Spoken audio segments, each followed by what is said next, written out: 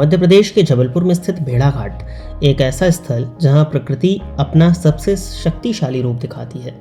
यहाँ नर्मदा नदी ऊंचाइयों से गिरकर बनती है धुआंधार जलप्रपात, जहां गिरते पानी की गरज और हवा में उड़ती बूंदें मिलकर एक अद्भुत दृश्य रचती हैं।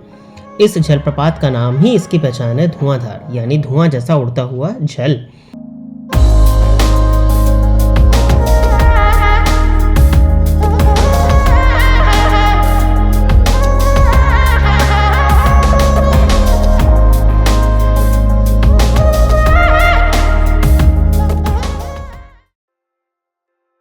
लेकिन भेड़ाघाट सिर्फ इतना ही नहीं है। यहाँ आगे बढ़ते ही एक और दुनिया सामने आती है, जीवंत बाजार, जहाँ हर चेहरे पर एक कहानी है, हर दुकान में एक अलग सी पहचान है। यहाँ के स्थानीय लोग अपनी रोजी रोटी और संस्कृति के साथ में जुड़े हुए हैं, जो कि इस जगह को और भी खास बना देते हैं। चाहे वो ताज़े अमरूद बेचते व्यापारी हों या यहाँ पर आने वाले मुसाफिर, भेड़ाघाट सिर्फ एक पर्यटन स्थल नहीं बल्कि प्रकृति और जीवन के बीच एक सुंदर संवाद है। और इसी खूबसूरत एहसास के साथ आइए देखते हैं भेड़ाघाट को और करीब से। जैसे जैसे हम इस सफर में आगे बढ़ते हैं, भेड़ाघाट अपने नए रंग दिखाता चला जाता है। हर दृश्य, हर आवाज एक नया अनुभव देती है, जो इस जगह को सिर्फ देखने लायक नहीं बल्कि महसूस करने लायक बना देती है। स्वदेश भारती की इस विशेष डॉक्यूमेंट्री में आज हम आए हैं भारत के दिल मध्य प्रदेश में जबलपुर के पास स्थित भेड़ाघाट में, जो कि अपनी संगमरमर की वादियों एवं मां नर्मदा के लिए प्रचलित है। यहाँ से बह रही है पवित्र नर्मदा नदी, शांत भी और प्रचंड भी। भेड़ाघाट सिर्फ एक टूरिस्ट स्पॉट नहीं, ये प्रकृति, इतिहास और आध्यात्मिकता का संगम है। सबसे पहले नजर पड़ती है धुआंधार फॉल्स पर। यहाँ नर्मदा इतनी जोर से गिरती हैं कि पानी धुएं जैसा लगता है, इसलिए नाम पड़ा धुआंधार। इसकी आवाज दूर तक सुनाई देती है। यहाँ के हर पत्थर, हर लहर में आस्था बसी हुई है। माँ नर्मदा से निकला हुआ हर एक पत्थर अपने आप में शिवलिंग है, और यहाँ से निकला हुआ पत्थर नर्मदेश्वर शिवलिंग के नाम से जाना जाता है। देश विदेश में लोग यहाँ से नर्मदेश्वर शिवलिंग मंगवाते हैं, या जब भी यहाँ पर आते हैं तो अपने साथ में यहाँ से निकला हुआ पत्थर लेकर के जाते हैं। आसपास की दुकानों में नर्मदा नदी से निकले हुए पत्थरों को आकार देके प्रॉपर शिवलिंग का निर्माण भी किया जाता है। भेड़ाघाट में अभी हम उपस्थित हैं और यहाँ पर एक भाई साहब आए हुए हैं जो कि बेंगलोर से हैं। हम इनसे जानते हैं कि इनका क्या अनुभव रहा भेड़ाघाट को लेकर के। ये अच्छा है, धुआंधार फॉल्स भी अच्छा है, और हम लोग अभी भेड़ाघाट पे नौका विहार भी किए थे। That was also a good experience. So overall आपको यहाँ पर सब अच्छा लग रहा है? Good place to visit. I think tourist should और local people can also certainly come and like spend some time here. अभी हम उपस्थित हैं भेड़ाघाट रोपवे पर, और हमारे बीच हैं विजय नागदेवी जी, जो कि यहाँ के साइट इंचार्ज हैं। हम इनसे जानते हैं रोपवे के विषय में, और आप ये भी बता दीजिए कि रोपवे कब से यहाँ पर शुरू हुआ है? रोपवे 2007 से स्टार्ट किया गया है यहाँ पे पर्यटकों के लिए। मेनली जो है इसका मेन उद्देश्य है एरियल व्यू दिखाना। ऐसे टूरिस्ट जो नीचे से पैदल जाते हैं उनको वन साइड ही केवल उसका दृश्य देख पाते हैं वो, बट अगर रोपवे से जाते हैं तो एरियल व्यू के साथ में दूसरे साइड का भी व्यू इसमें दिखाई देता है।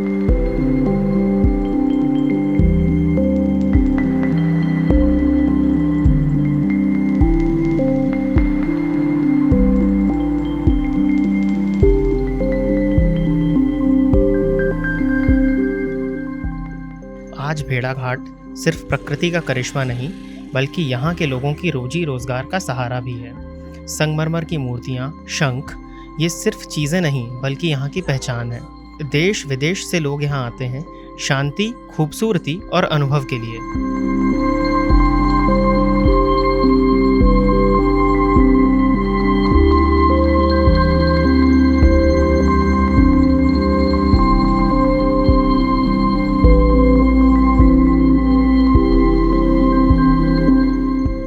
और यहाँ के दुकानदार हर एक टूरिस्ट को यहाँ की यानी कि भेड़ाघाट की कुछ ना कुछ याद ले जाने का मौका देते हैं। आज हमारे बीच उपस्थित हैं एक दुकानदार, जिनसे हम जानेंगे कि भेड़ाघाट में रोज़ कितने लोग आते हैं, किस तरह के लोग आते हैं और किस तरह की चीज़ों की डिमांड करते हैं। मैं विजय कुमार पाठक धुआंधार से शॉप से बोल रहा हूँ कि हमारे यहाँ जो 2007 से यहाँ जो शॉप लगी है, वो उसमें मेरा अपना सब बिजनेस और सभी वो होता है। और यहाँ टूरिस्ट जो आता है वो हर चीज़ का मतलब लुत्फ़ उठाता है, वाटरफॉल का, रोप वे का, और उसके बाद दुकानों में भी जाता है, दुकानों की में मार्बल का आइटम खरीदता है। सभी प्रकार का उनको सुविधा मिलती है और सब बढ़िया साकुशल घूमते हैं, आते हैं, जाते हैं और किसी प्रकार की कोई प्रकार की परेशानी नहीं होती। कुछ पर्यटक कम हो जाते हैं गर्मियों में, छुट्टियों के समय फिर बढ़ जाते हैं। और यहाँ मेले जैसा सीज़न आता है अक्टूबर, नवंबर, दिसंबर, तो इसमें अच्छे टूरिस्ट चलते हैं, विदेशी लोग भी आते हैं और टूरिस्ट भी बहुत अच्छा आता है। और हमारे यहाँ जो भी लोग हैं वो बड़े प्रेम पूर्वक से उसको सम्मान सहित मतलब सामान देते हैं, किसी प्रकार का कोई विवाद या वो नहीं करते। और टूरिस्ट को हम लोग अपना भगवान समझते हैं, टूरिस्ट की जितनी बन सकती है उतनी इज्जत करते हैं। बिल्कुल, बहुत अच्छी बात आपने कही कि टूरिस्ट को भगवान समझते हैं। मेनली यहाँ पर भेड़ाघाट में संगमरमर की जो मूर्तियाँ हैं वो बहुत फेमस हैं और कहा जाता है कि नर्मदा नदी से निकला हुआ हर एक पत्थर अपने आप में शंकर है। तो उस विषय में आप क्या कहना चाहेंगे? जी, नर्मदा नदी से जो निकला हुआ कंकड़ है वो सब शंकर बोलते हैं। और हाँ, हमारे यहाँ भेड़ाघाट में 64 योगिनी मंदिर, शिव जी का बहुत बड़ा मंदिर है जिसमें लोग दर्शन करने भी जाते हैं। और नर्मदा जी एक ऐसी नदी है जिनको पूरे देश में पूजा जाता है और माना जाता है, वो पूजनीय है। उसी के कारण वाटरफॉल और मार्बल रॉक देखने लोग आते हैं और नर्मदा जी सबसे श्रेष्ठ दर्शन करते हैं। Okay, thank you. अभी हम आ गए हैं भेड़ाघाट, जहाँ का नौका विहार और बंदर कूदनी बहुत प्रसिद्ध है। नर्मदा की शांत धरा पर आगे बढ़ते हुए नौका विहार अपने आप में एक अलग ही अनुभव देता है। दोनों तरफ खड़ी हैं ऊंची ऊंची संगमरमर की चट्टानें, जैसे प्रकृति ने खुद अपने हाथों से इन्हें तराशा हो। सालों से बहते पानी ने इन्हें एक अनोखा रूप दिया है। सूरज की रोशनी जब इन सफ़ेद पत्थरों पर पड़ती है तो ये चट्टानें कभी सुनहरी तो कभी चांदी सी चमकती हुई नजर आती हैं। यहाँ की खामोशी में भी एक गहरा एहसास छुपा है जिसे शब्दों में बयां करना मुश्किल है। नर्मदा की लहरों के साथ बहता हुआ ये सफ़र हर पल एक नई तस्वीर, एक नई याद बनाता चला जाता है। और इसी सुकून भरे माहौल में भेड़ाघाट का ये नौका विहार सच में दिल को छू लेने वाला अनुभव बन जाता है।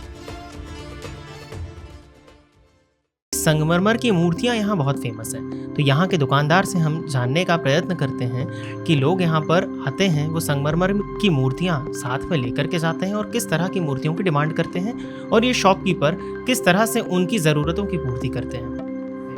भैया, मेरा नाम विवेक वैष्णव है, मैं यहाँ का रहवासी हूँ। और यहाँ पे सबसे ज़्यादा डिमांड होती है मार्बल मूर्ति की, जैसे हो गए राम दरबार हो गया, शिव परिवार हो गई, बड़ी बड़ी तरह की मूर्तियाँ यहाँ पे उपलब्ध होती हैं। और बहुत बाहर से व्यक्ति लोग लेने के लिए आते हैं, मंदिर के लिए लेने आते हैं। और जैसे कि अपन नर्मदेश्वर हैं, ये नर्मदेश्वर हैं, ये अपने यहाँ के प्रकट होते हैं। बिल्कुल बिल्कुल, इसमें कोई बनावट नहीं होती है, कोई वैसा नहीं होता है, ओरिजिनल होते हैं। और ये पूरा मार्बल का पत्थर है जी, ऐसा मार्बल से बनाए हुए ये हैं। और ये जो नर्मदा नदी से निकले हुए हैं तो वो नर्मदेश्वर शिवलिंग है, आप उनको आकार देते हो जी, आसान नहीं देते हैं, वो ऐसे ही निकलते, प्रकट होती है, स्वयंभू होते, इसकी प्रार्थना वगैरह आप बनाते होंगे। जी जी, ये जलहरी होती है जी, अपन हाथ से बनाते हैं। और जैसे ये है, ये अपन पेंटिंग करवाते हैं, ये बाहर के लोग आते हैं बनाने के लिए पेंटिंग, जैसे जयपुर, राजस्थान, जी सब पेंटर लोग लगे हैं, ऐसा है। ठीक है भैया, बहुत बहुत धन्यवाद। इसी तरह से काम करते रहिए और लोगों की ज़रूरतों को पूरा करते रहिए।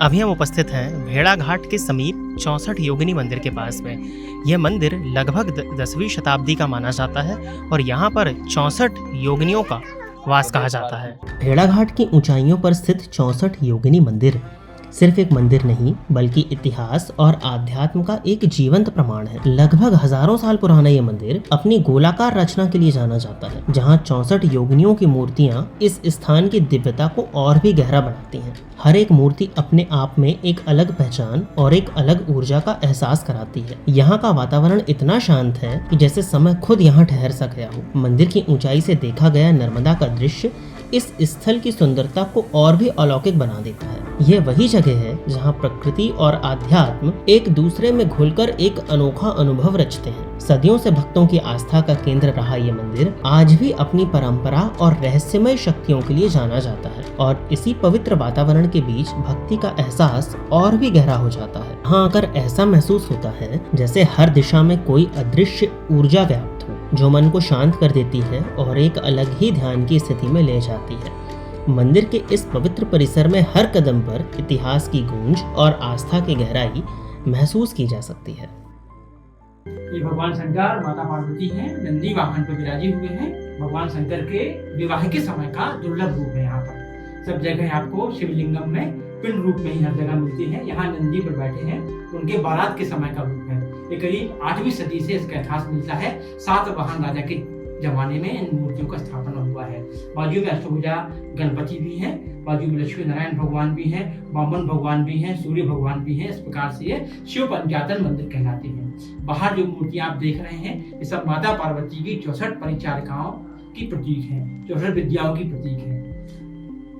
मंदिर के इस आंतरिक भाग में प्रवेश करते ही एक अलग ही शांति का एहसास होने लगता है। यहाँ स्थापित प्राचीन मूर्तियाँ सिर्फ शिल्पकला का अद्भुत उदाहरण नहीं बल्कि सदियों पुरानी आस्था और विश्वास का जीवंत प्रमाण है। हर मूर्ति अपने आप में एक कहानी समाये हुए है, एक ऐसी कहानी जो समय के साथ और भी गहरी होती चली गई। इन मूर्तियों के सामने खड़े होकर मन स्वयं ही शांत होने लगता है और सोच एकाग्र होकर अंदर की ओर मुड़ जाती है। यहाँ की हवा में एक पवित्रता है जो बिना कुछ कहे ही दिल तक पहुँच जाती है। मंदिर के इस शांत वातावरण में हर धड़कन जैसे एक अलग ही ताल में चलने लगती है। ये वही क्षण होते हैं जब भक्ति सिर्फ दृश्य नहीं रहती बल्कि एक गहरा अनुभव बन जाती है और इसी आध्यात्मिक ऊर्जा के बीच यह दर्शन हर भक्त के लिए एक विशेष अनुभव बन जाता है।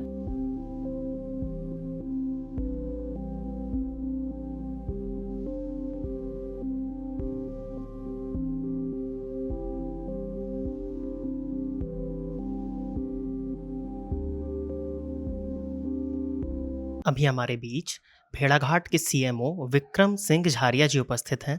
हम इनसे जानेंगे कि भेड़ाघाट टूरिस्ट के लिए क्या महत्व रखता है, क्योंकि यहाँ देश और विदेश से लोग आते हैं। सर, इस विषय पे कुछ बताने की। देखिए, भेड़ाघाट पर्यटकों के लिए एक बहुत महत्वपूर्ण घूमने एवं दर्शनीय स्थल है। यहाँ पर मार्बल रॉक्स की सबसे ज़्यादा हमें सुंदरता देखने को मिलती है। यहाँ पर white marble, blue marble, black marble, सभी प्रकार के मार्बल हमको देखने को मिलते हैं। और यहाँ माँ नर्मदा का एक प्राकृतिक सौंदर्य जो उनका बहुत अच्छा स्वरूप है वो हमें यहाँ पर दर्शनीय के रूप में देखने को मिलता है। अभी भी वर्तमान में देश विदेश से काफ़ी पर्यटक यहाँ पर अपना दर्शन करने और प्रकृति का आनंद लेने के लिए यहाँ पर आते हैं। सर, पर्यटकों को सुविधाएं देने के लिए अभी एडमिनिस्ट्रेशन का और क्या विजन है, इस बारे में बताएं।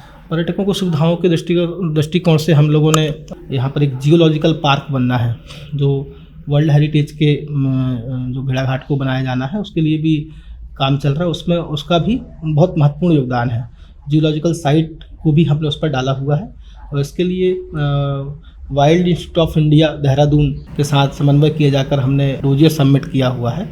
यूनेस्को में इसका डोजियर सबमिट किया जा चुका है। अब टेंटेटिव लिस्ट में भेड़ाघाट का नाम आ चुका है और हमारा ये प्रयास है कि हमारा जो साइट का एरिया है वो लमेटा घाट से लेकर पंचवटी घाट और सरस्वती घाट के बीच तक का एरिया है। उस एरिया को वर्ल्ड हेरिटेज साइट घोषित होना है।